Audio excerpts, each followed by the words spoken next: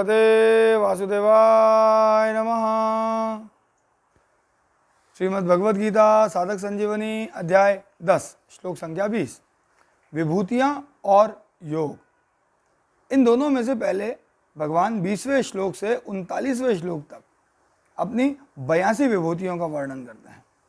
अहमात्मा गुणाकेश सर्वभूताशय स्थितः अहमादिश्च मध्यम च भूतात्मानम एव च। हे नींद को जीतने वाले अर्जुन, संपूर्ण प्राणियों के आदि मध्य तथा अंत में भी मैं ही हूँ और प्राणियों के अंतःकरण में आत्मरूप से भी मैं ही स्थित हूँ। व्याख्या। भगवान का चिंतन दो तरह से होता है। पहला, साधक अपना जो इष्ट मानता है उसके सिवाय दूसरा कोई चिंतन ना हो।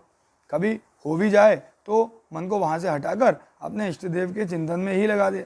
और दूसरा, मन में सांसारिक विशेषता को लेकर चिंतन हो तो उस विशेषता को भगवान की ही विशेषता समझे। इस दूसरे चिंतन के लिए ही यहाँ विभूतियों का वर्णन है। तात्पर्य है कि किसी विशेषता को लेकर जहाँ कहीं वृत्ति जाए वहाँ भगवान का ही चिंतन होना चाहिए, उस वस्तु व्यक्ति का नहीं। इसी के लिए भगवान विभूतियों का वर्णन करते हैं।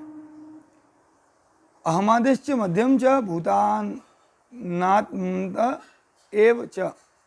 यहाँ आदि और अंतः शब्द का प्रयोग पुल्लिंग में और मध्यम शब्द का प्रयोग नपुंसकलिंग में किया गया है। इसका तात्पर्य है कि आदि में अकेले परम पुरुष भगवान रहते हैं। अहमादिर्हि देवानाम महिषीणाम च सर्वशः। और अंत में भी अकेले परम पुरुष भगवान रहते हैं। शिष्यते शेष संज्ञा। इसलिए भगवान ने आदि और अंत शब्द का प्रयोग पुल्लिंग में किया है, परंतु मध्य में अर्थात सृष्टि के भी समय पुल्लिंग, स्त्रीलिंग और नपुंसकलिंग तीनों लिंगों वाले व्यक्ति, वस्तु, पदार्थ, क्रिया, भाव आदि रहते हैं। अतः इन तीनों लिंगों में नपुंसकलिंग ही शेष रहता है, अर्थात नपुंसकलिंग के अंतर्गत ही तीनों लिंग आ जाते हैं। इसलिए भगवान ने यहाँ और आगे 32वें श्लोक में भी मध्य शब्द का प्रयोग नपुंसकलिंग में किया है। यहाँ भगवान ने अपनी संपूर्ण विभूतियों का सार कहा है कि संपूर्ण प्राणियों के आदि मध्य तथा अंत में मैं ही हूँ। यह नियम है कि जो वस्तु उत्पत्ति विनाशशील होती है उसके आरंभ और अंत में जो तत्व रहता है वही तत्व उसके मध्य में भी रहता है, चाहे दिखे या ना दिखे।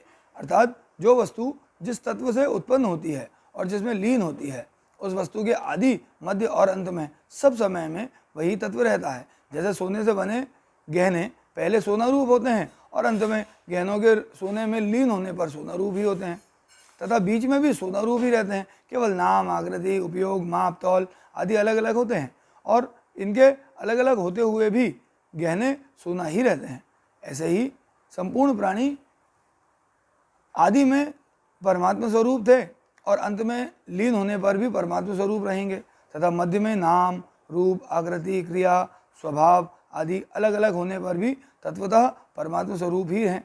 यह बताने के लिए ही यहाँ भगवान ने अपने को संपूर्ण प्राणियों के आदि, मध्य और अंत में कहा है।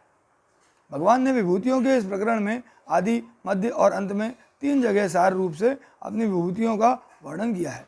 पहले इस 20वें श्लोक में भगवान ने कहा कि संपूर्ण प्राणियों के आदि, मध्य और अंत में मैं ही हूँ। बीच के 32वें श्लोक में कहा कि संपूर्ण सर्गों के आदि, मध्य और अंत में मैं ही हूँ।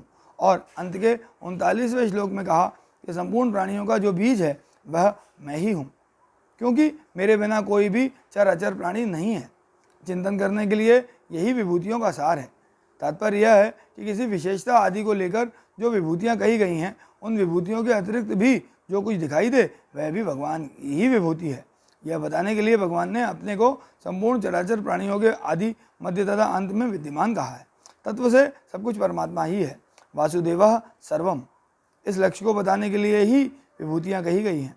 इस 20वें श्लोक में भगवान ने प्राणियों में जो आत्मा है, जीवों का जो स्वरूप है, उसको अपनी विभूति बताया है। फिर 32वें श्लोक में भगवान ने सृष्टि रूप से अपनी विभूति बताई कि जो जड़, चेतन, स्थावर, जंगम सृष्टि है उसके आदि में मैं एक ही बहुत रूपों में हो जाऊं, बहुश्याम प्रजा येति, ऐसा संकल्प करता हूं और अंत में मैं ही शेष रहता हूं। शिष्यते शेष संज्ञा।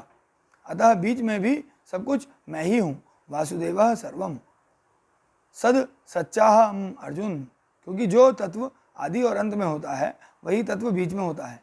अंत में 39वें श्लोक में भगवान ने बीज या कारण रूप से अपनी विभूति बताई कि मैं ही सबका बीज हूँ, मेरे बिना कोई भी प्राणी नहीं है। इस प्रकार इन 3 जगह 3 श्लोकों में मुख्य विभूतियाँ बताई गई हैं और अन्य श्लोकों में जो समुदाय में मुख्य हैं, जिनका समुदाय पर आधिपत्य है, जिनमें कोई विशेषता है, उनको लेकर विभूतियाँ बताई गई हैं। परंतु साधक को चाहिए कि वह इन विभूतियों की महत्ता, विशेषता, सुंदरता, आधिपत्य आदि की तरफ ख्याल न करे। प्रत्युत ये सब विभूतियाँ भगवान से ही प्रकट होती हैं। इनमें जो महत्ता आदि है वह केवल भगवान की ही है। ये विभूतियाँ भगवत स्वरूप ही हैं, इस तरफ ख्याल रखे। कारण कि अर्जुन का प्रश्न भगवान के चिंतन के विषय में है, किसी वस्तु व्यक्ति के चिंतन के विषय में नहीं। अहमात्मा गुणाकेश सर्वभूताशस अस्थितः। साधक इन विभूतियों का उपयोग कैसे करे, इसे बताते हैं कि जब साधक की दृष्टि प्राणियों की तरफ चली जाए तब वह संपूर्ण प्राणियों में आत्म रूप से भगवान ही है, इस तरह भगवान का चिंतन करे।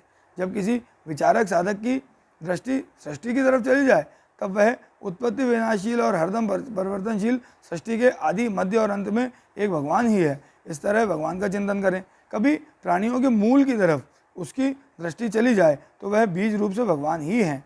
भगवान के बिना कोई भी चराचर प्राणी नहीं है और हो सकता है भी नहीं, इस तरह भगवान का चिंतन करें। ओम नमो भगवते वासुदेवाय नमः।